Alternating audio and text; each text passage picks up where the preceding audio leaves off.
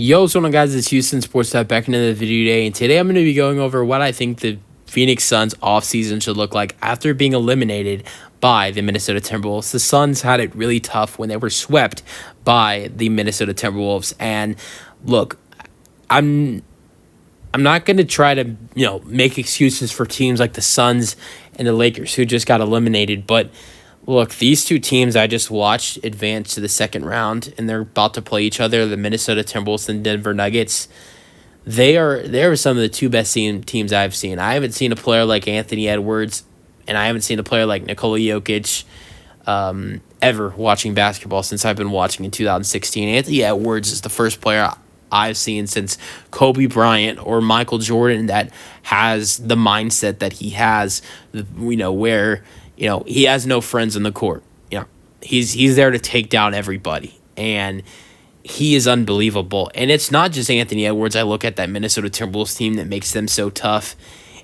They're one of the best defensive teams in the NBA. When you have a guy like Rudy Gobert defensively, and you have other solid, really good defenders like Jaden McDaniels and other players on your roster, they're really hard. And I know the Phoenix has three really tough scorers, and Devin Booker and Kevin Durant. And I was really surprised how well the Suns were able to score the basketball with those two guys, Devin Booker and Kevin Durant, in that final game. Booker putting up 49. I think Durant had like 33, if I'm correct. I know those are two really good scorers, but look, Minnesota's a really good defensive team, and I was surprised that even though Phoenix lost, those two guys were able to score the basketball they did the way they did. I know Booker went to the free throw line a lot, but at the same time, I think that Minnesota's not only do they have such an amazing player like Anthony Edwards, but they have a great defensive team. So I think if you look at teams like the Suns and look at teams like the Suns and the Lakers who just got eliminated by really tough teams, they have their flaws and there need to be adjustments. They need to make changes going into this offseason. But at the same time, you have to look at the team they're playing and you have to say, all right, well, there's nothing you could have done. I mean, when you look at how good the team they're playing, is with the Nuggets, if you're talking about the Lakers, or the Timberwolves when you're talking about the Suns. So I'm going to go over what I believe needs to be done this offseason if you're the Phoenix Suns. And I'm going to start off with the head coaching position. You got to fire Frank Vogel. I believe you don't trade Kevin Durant. You don't trade Bradley Beal. You don't trade Devin Booker. I'm undecided on Bradley Beal. I do have my decision written out here, but I don't know if trading Bradley Beal is the right idea, because at times he did really look good for this Suns team. But I think keeping him at that point guard position cannot be the permanent decision for this Phoenix Suns team. If you look at it, you have to get another point. You have to bring in a point guard this offseason. And and if you're potentially wondering, how do you do that with, how do you do that with the assets you have? You have no assets to get rid of. So here's what I think the Suns should do. First off, let's cut some cap space. Let's cut Nasir Little. I don't think he's going to have a lot of trade value. Nasir Little is making like $6 million. Needs to go. That contract needs to go. Fire Frank Vogel.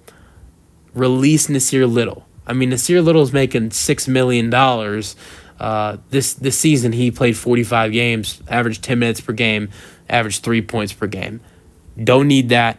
Cut him. Fire Frank Vogel. Now, who are we bringing in as the head coach? My favorite addition, this is the guy I said Phoenix should hire last year. I didn't like Frank Vogel as a fit. I didn't like Frank Vogel when the Lakers hired him. I said, all right, this is a bad decision for the Lakers to bring in Frank Vogel. I know they won the championship. I don't think he was that bad of a head coach for the Lakers, but I just didn't like that hiring, to be honest. I don't think Frank Vogel is a good head coach. So fire Frank. Hire someone who I think is a really good head coach. I think he's a 2 or 3 time head coach of the year winner.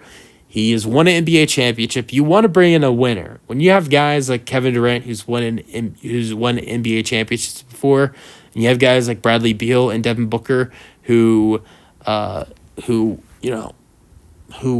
to win championships. This Phoenix Suns team wants to win an NBA championship. You need a winner. And look, I know Frank Vogel won a championship with the Lakers in 2020, but I don't see him as a winner, to be honest. Look, it was a good championship for the Lakers. I'm not going to say, okay, it was the bubble, so it doesn't count. I'm not one of those guys. But at the same time, if you look at his other years with the Lakers, he does have that one championship with the Lakers, but his other years with the Lakers were, seasons where, missed the play-in. Other years with the Lakers, make the play-in, but you make the play-in, but you end up, you end up losing in the first round to these Phoenix Suns. Actually, lost to the Phoenix Suns in the first round. So his other years with the Lakers outside of the championship, you lose in the first round, and you don't even make the play-in. So outside of that year with outside of that championship year with the Lakers, there is no success for Frank Vogel. And I can go and look at his other years. I think he was either coaching for the Kings. If not, it was the Magic, I believe. He wasn't that successful with them either. Let me go check that out. Yeah. He was it was the Pacers and the Magic. My bad. So Pacers. I'm just going to go over his, 49-33 this year with the Suns. That's great. Great team, though. 33-49 with the Lakers. 42-30 with the Lakers. 52-19 with the Lakers. That's great. Orlando Magic, 2 seasons with the Magic. 2017-18 season, 25-57. 2016-17 season, 29-53. Indiana Pacers, he was their head coach for multiple years. Pacers 2014-15 season, 38-44. 2015-16 season, 45-37.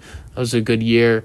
2013-14 season, 56-26. So he had a couple good years with Indiana, but bad years with Orlando, bad years with LA. I don't think he's a great head coach. And I know Kevin Durant wasn't happy with the offense. So get rid of him. I think the guy you should bring in who's a winner and has won multiple Head Coach of the Year awards, has won an NBA championship, a real NBA championship, Mike Budenholzer. I love him. I think he's someone who should have been brought in last offseason. I don't know how he went unhired last offseason. And the only reason he got fired by the Bucks were stupid to fire Mike Budenholzer, by the way. They fired him after they lost in the first round to the 8th seed Miami Heat. But 3 games in that series, out of the 5-game series, they were without their superstar Giannis Antetokounmpo. I mean, that's crazy to think about. And it's been a couple years since we've actually seen Giannis in the playoffs. He hasn't played this postseason. He only played a little bit last postseason. So I think having Giannis back in the postseason would be awesome and entertaining. But so that's the reason he got fired. And I don't know why he lost his job. It was stupid. The Bucks were stupid to fire him. And they went through 2 head coaches. Adrian Griffin got fired. Doc Rivers was brought in. So getting rid of Mike Budenholzer was the wrong decision, in my opinion. So next move, like I said, you need to bring in a point guard. Trade Jusuf Nurkic. Trade him to the Pacers. I don't know if the Pacers would have any interest, but the Pacers, could have 2 really dominant centers with Jusuf Nurkic and Miles Turner, if you think about it. And honestly, if you kind of lowball them, they might take this deal. Trade Jusuf Nurkic to the Pacers for TJ McConnell and Isaiah Jackson and 2 second-round picks. I love the potential additions of TJ McConnell and Isaiah Jackson. TJ McConnell is a guy who averaged 10 points per game with 6 assists this year. This is the type of point guard you want to bring in. He plays great defense. Suns are not a good defensive team. You just have good scorers in Kevin Durant. Kevin Durant's a solid defender, but Devin Booker, Bradley Beal are not good defenders.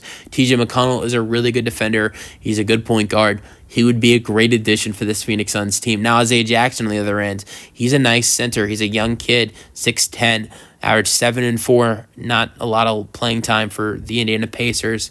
So he'd be a good addition for this Suns team. And then you're getting some draft picks when you only have 2 draft picks currently. So that would definitely be a nice decision for the Suns to make.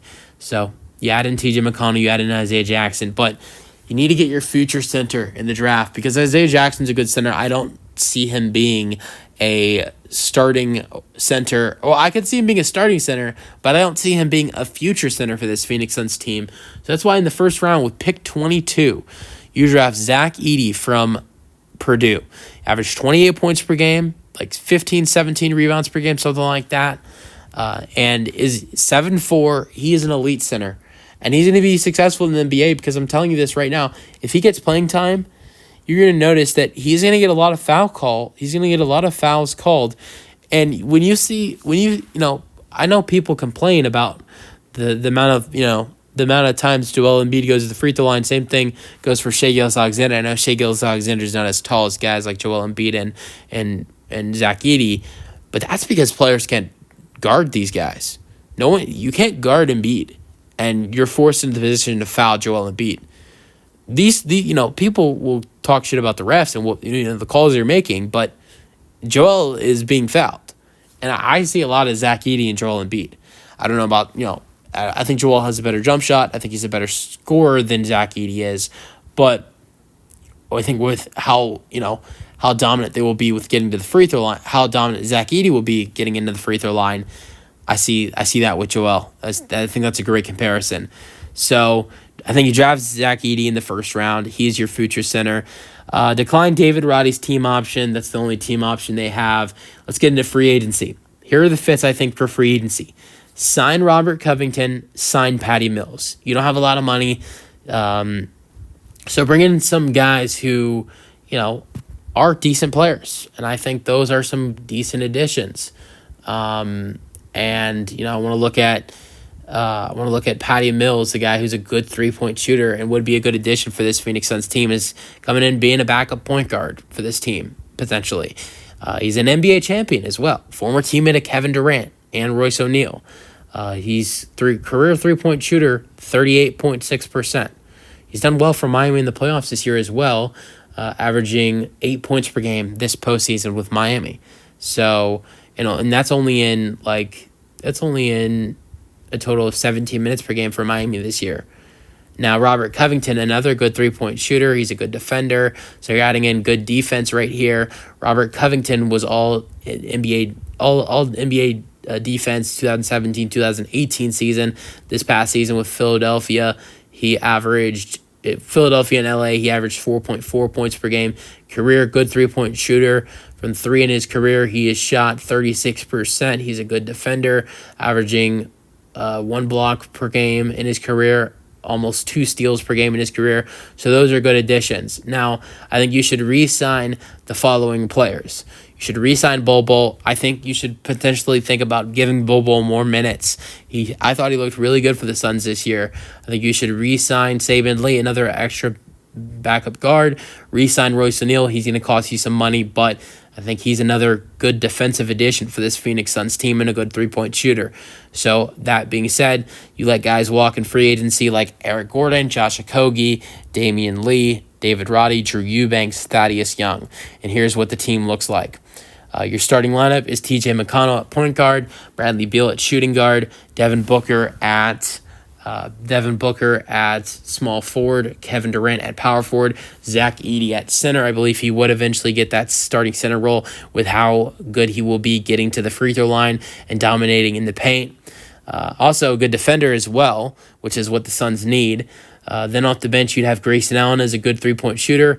More good 3-point shooting as your 7th man being Royce O'Neal. Other players off the bench would be Isaiah Jackson, Robert Covington, Bol Bol, Patty Mills, and Saben Lee. And then your additions to the team are Mike Budenholzer. We're gonna go over additions and departures. And when you look at the additions and the departures, this team is getting better. Your departures: Frank Vogel, Nurkic, Yusuf Nurkic, Eric Gordon, Nasir Little, Josh Okogie, Damian Lee, David Roddy, Drew Eubanks, Thaddeus Young.